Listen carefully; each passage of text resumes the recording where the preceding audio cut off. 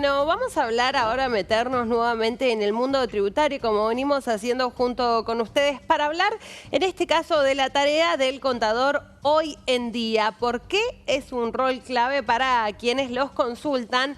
Se lo vamos a preguntar a Guillermo Poch. Él es justamente contador tributarista y ya está conectado con nosotros. Guille, ¿cómo estás?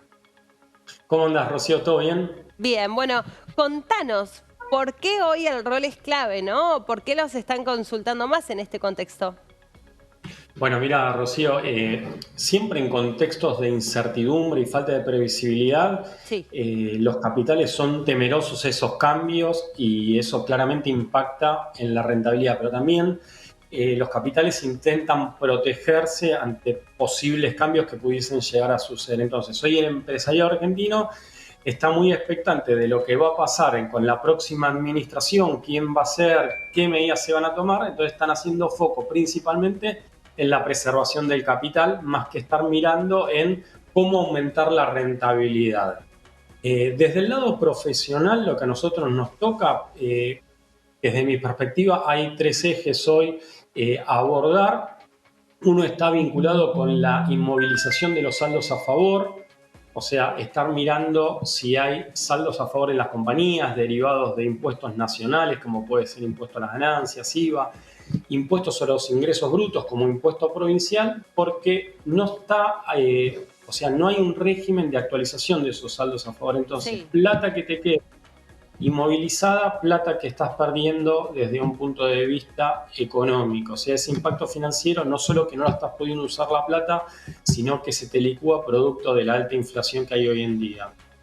Después, a esta altura del año, para aquellos que tienen cierres diciembre y también sucede que hasta fin de año vos suponte que hay una empresa que cierra en octubre, en noviembre, esos balances se utilizan, por un lado, para liquidar el impuesto a las ganancias y otro para determinar el coeficiente de distribución de ingresos del convenio multilateral. Hay que ponerle atención porque eso tiene impacto en lo que viene a ser el costo tributario final de las compañías. Entonces hay que hacer foco en eso para llegar con una carga razonable. Tal vez hay que estar analizando cuestiones, puedo deducir deudores incobrables, Claro. si uno compra un bien hacia fin de año lo puedes amortizar durante todo el año. Bueno, hay que ir haciendo una serie de análisis. Y después otra cuestión importante que hoy está pasando, que con el desdoblamiento cambiario que hay, claramente al empresario no es lo mismo hacer un negocio en la Argentina que hacerlo en el exterior. Entonces, es otra de las variables a tener en cuenta para, de alguna manera, conservar el capital y obtener mayor rentabilidad. Bueno, en este escenario pareciera ser que, lo titulabas vos recién, ¿no? Lo que se intenta es no entender, digo, cómo van a acompañar las políticas a este sector en particular, sino estar preparados en cualquiera sea el caso. Totalmente, o sea, ahí cada candidato de alguna manera está poniendo de manifiesto, hoy quedan dos, qué están pensando de cara hacia futuro y bueno, entonces hoy hay que estar de alguna manera preparando el contexto para una eventual administración Sí. que te encuentre en una posición conveniente vinculada a tus negocios. ¿Y qué va a pasar con el blanqueo de capitales? ¿Te preguntan eso también, Guille?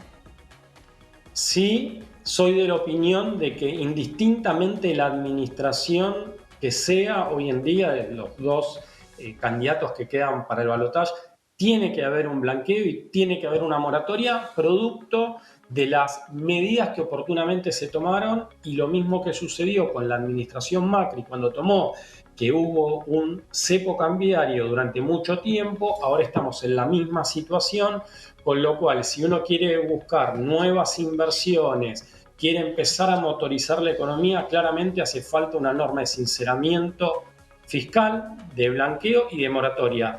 Hay que tener presente que Massa viene proponiendo Ujú. un régimen de blanqueo. Vamos a ver a futuro qué es lo que en definitiva sucede en el Congreso en cuanto al proyecto o si surge un nuevo proyecto, si se presenta un nuevo proyecto.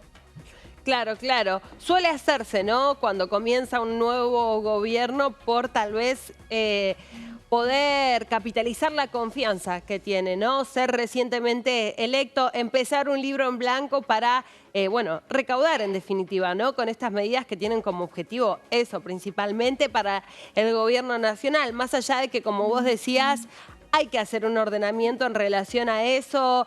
Bueno, Guille, vos lo sabés muy bien, es muy alto el porcentaje de la economía que no está en blanco y eso sin duda de cara a ir hacia un equilibrio fiscal es lo que miran desde los distintos espacios políticos. Es como decís, Rocío, o sea, esa norma de sinceramiento fiscal es necesario dar recaudación cuando vos estás de alguna manera pagando ese pago a cuenta de la moratoria o cuando estás pagando el impuesto derivado de lo que viene a ser el sinceramiento fiscal. Eso aporta recaudación, también te amplía el volumen de la gente que puede llegar a invertir. El dinero pasa a un mercado informal, es como que se van cerrando las posibilidades de inversión en el país y de alguna manera también eso tiene que ir acompañado con una reforma tributaria que le permita a la gente al menos entender qué es lo que va a suceder en los próximos años. Hay algo que tiene que tener en cuenta la dirigencia política, es que no debiera volver a suceder lo que pasó en su momento con el blanqueo y toda esa modificación que se había hecho alrededor del sinceramiento fiscal y la moratoria de Macri, que después la carga tributaria inicialmente iba a ser relativamente baja y después aumentó. ¿Por qué? Porque esos desconciertos que genera la gente generan situaciones que en los próximos blanqueos o próximas moratorias la gente no se acoge porque dice nunca sé qué es lo que va a pasar a nivel de la carga tributaria a lo largo del tiempo. Claro, previsibilidad, nuevamente esta palabra que venimos utilizando, lo piden, digo, es el factor en común de todos los sectores, también en este caso el tuyo, Guille. 100%, o sea, todo lo que se refiere a economía y a impuestos, la certidumbre y la previsibilidad son dos palabras claves y que hay que respetarlas. Si no, lo que pasa, los capitales intentan protegerse y es como que ¿viste? Tratan de protegerse con una coraza y eso es lo opuesto que necesita hoy en día la economía argentina. Esta semana, ¿tuviste más consultas tal vez en relación al resultado de las elecciones? Hay más consultas, de alguna manera tal vez lo que se escuchaba periodísticamente o las proyecciones podían ser otras, y cuando cambian determinadas variables, de nuevo, esos capitales siempre son como están analizando la situación, porque en definitiva lo que está puesto sobre la mesa en materia económica es plata y la gente siempre trata de conservar lo que pudo lograr en el pasado. Entonces, ahí es donde la dirigencia política tiene que tomar mucho recaudo y decir, bueno, cuán importante es dar un contexto claro y donde no se cambien las reglas de juego. Bueno, veníamos hablando de lo que pasó, por ejemplo, con la eliminación del impuesto a las ganancias para cierta parte de los trabajadores. Dentro de muy poco, Guille, y ya metiéndonos también en otro tema de agenda, lo van a tener en su bolsillo, ¿no? Porque recordemos que con el salario del mes de septiembre, que se cobró justamente en octubre, no se percibió, sí va a ser ahora en noviembre con el salario de octubre.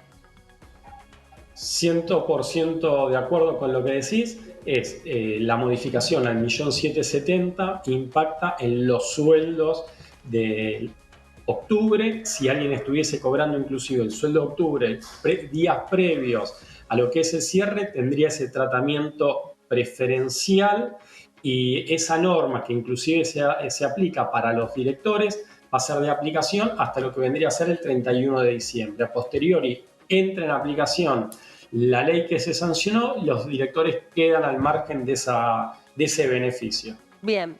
Guille, muchas gracias, como siempre. Por favor, y a disposición.